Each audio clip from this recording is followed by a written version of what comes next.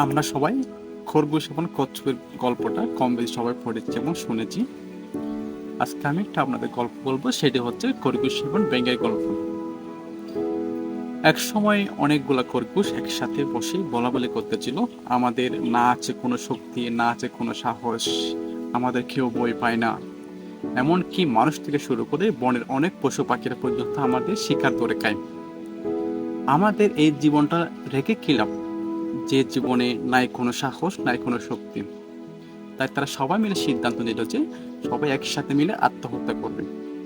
মানে তাদের একটা সিদ্ধান্ত হয়েছিল সবাই একসাথে পুকুরের পানিতে ডুবে আত্মহত্যা করবে।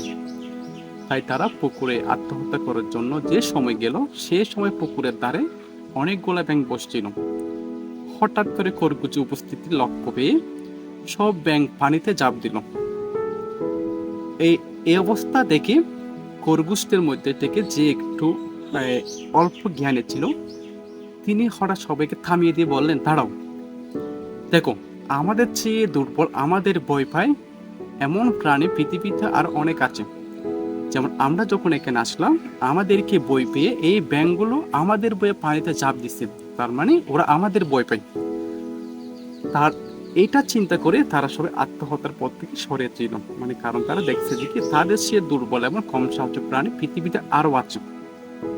আমরা এই গল্পটাতে কি শিক্ষা পেতে পারি? এই গল্প থেকে আমরা যে শিক্ষা পেতে পারি সেটা হচ্ছে, নিজেকে কখনো দুর্বল ভাবা ঠিক নয়।